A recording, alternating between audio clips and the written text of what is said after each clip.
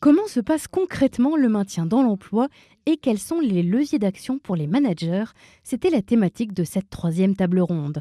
Avec d'abord un exemple de maintien dans l'emploi réussi, bien avant la loi de 2005, l'exemple de Jacques Bédet, c'était il y a 20 ans. Il y a 20 ans, donc, je travaillais dans le groupe américain Air Products. Air Products, c'est une société de production de gaz industriels et médicaux. J'ai commencé à perdre la vue et de façon inexorable. Il n'y a aucune méthode pour empêcher cette perte de la vue.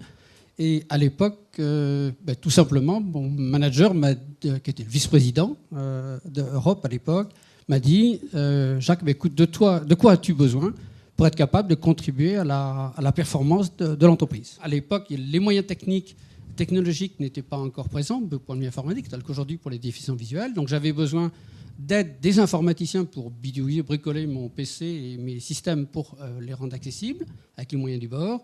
Et au sorti du fait que je me déplaçais dans toute l'Europe, j'avais des réunions de négociations dans les joint ventures, etc. Ouais. J'avais besoin d'un assistant et aussi pour me décrypter la posture, le langage corporel de mes interlocuteurs. Donc la société m'a mis à disposition à temps partiel un assistant en fonction de mes besoins. Mais tout ça, c'est fait de manière très informelle finalement. Tout à fait. Je n'avais jamais... je ne sais même pas dire si la RQTH existait à l'époque. Ouais. La question ne s'est jamais posée. Mais si les managers peuvent être de bonne volonté, les situations sont parfois plus compliquées, notamment dans les cas que rencontre la consultante Florence Rouet. Dans le cas de mes interventions, ça ne se passe pas forcément comme ça. Je retenais 3 choses dans ce que disait Jacques. C'était la loi, qui là, a priori, n'existait pas. N'est pas là. La volonté de la direction. Oui. Et la volonté de la personne. Ça, c'est 3 ingrédients qui, pour moi, sont nécessaires. Et notre métier dans l'équipe, c'est une mission handicap qui nous appelle. Pourquoi ? Parce qu'il y a un médecin du travail qui a dit « attention au risque d'inaptitude ». Un manager qui a dit « ah là là, non, c'est pas possible ouais. ». Ou un salarié qui dit « je vais peut-être pas y arriver encore très longtemps ». C'est ça, c'est une problématique. Moi, je me mets autour de la table avec le médecin du travail. Je me mets autour de la table avec le manager. Et puis aussi avec la mission handicap en disant on peut aller jusqu'où. Et je demande à chacun jusqu'où vous êtes prêt à aller. L'application de la loi, c'est un levier d'action incontournable, mais sans des managers fortement engagés au quotidien, rien ne peut se faire.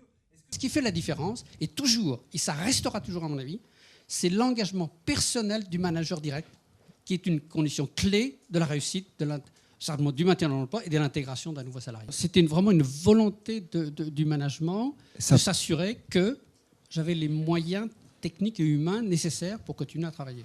Ouais. Voilà. Donc c'était vraiment les valeurs intrinsèques de l'entreprise. Oui. Mais alors par contre, je ferai attention, ces valeurs ne sont pas éternelles.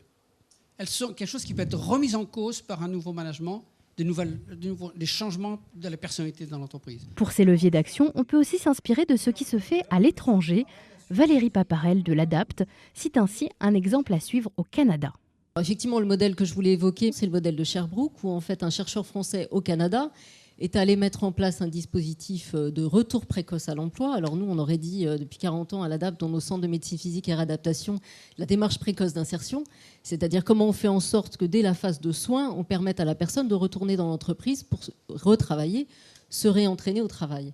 Et dans ce dispositif qui a été testé, a été proposé aux personnes qui avaient des arrêts maladie chroniques, donc avec un signalement très très en amont de l'entreprise à partir du moment où il y avait 1-2 arrêts maladie. On a pu proposer à ces personnes, pendant le temps d'arrêt de travail, donc sur du temps de type mi-temps thérapeutique, de travailler la réintégration dans l'entreprise, le réentraînement au travail, avec sur place des équipes ergothérapeutes, kinés, médecins qui ont pu proposer un programme de réadaptation pour permettre à la fois à la personne de se soigner, mais en même temps de travailler sur l'aménagement de son poste de travail et la réadaptation au travail.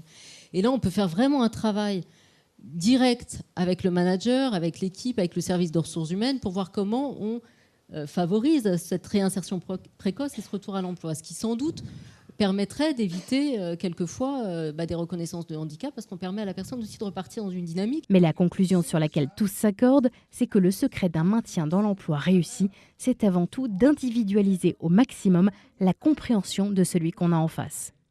Je pense qu'il faut accepter que chaque personne est différente et il faut gérer chaque personne dans son unicité. Et si on accepte le fait qu'on est tous différents, à ce moment, le handicap, c'est une différence qu'on gère comme d'autres différences qu'on gère. Les hommes ne sont pas tout à fait pareils que les femmes ne sont pas pareils que les hommes, les seniors ne sont pas pareils que les jeunes. Et que de toute façon, ce n'est pas parce que tu es une femme, tu n'es pas pareil qu'un homme, parce que les femmes ne sont pas tous pareilles, il y a des femmes qui sont plus comme les hommes, etc. Donc il faut se rendre compte qu'on a face à nous des gens qui sont tous différents. Et si on gère les gens dans leurs différences en prenant en compte le fait que ce sont des individus, je crois qu'on aura beaucoup moins de problèmes. En plus, ça dépend de leur handicap. Mais ce que je veux dire par rapport à ça, c'est que ça devient un sujet comme n'importe quel autre sujet de management des gens. C'est comment est-ce que je vais gérer cette personne en face de moi qui est différente de la personne que j'ai eue hier.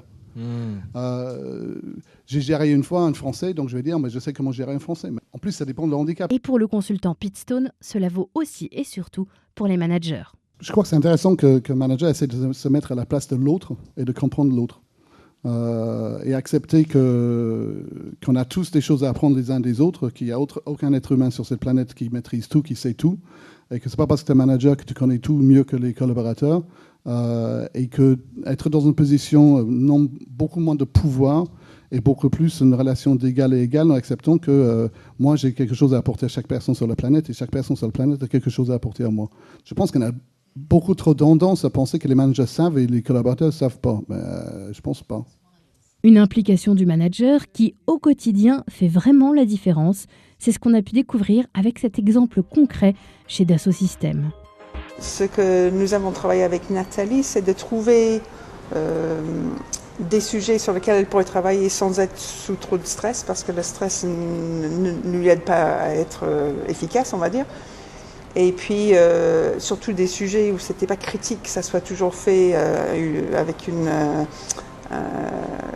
attente dans le temps, pour qu'elle puisse aménager son temps en fonction de ses capacités à un moment donné. Dans ces contraintes-là, on a aménagé, comme pour tout le monde a des objectifs déclarés au début de l'année, qu'on discute, on se met d'accord ensemble, et puis ça donne le cadre dans lequel Nathalie elle peut contribuer, comme toute personne, aux activités de l'équipe. Merci à Dassault Systèmes de nous avoir ouvert ses portes.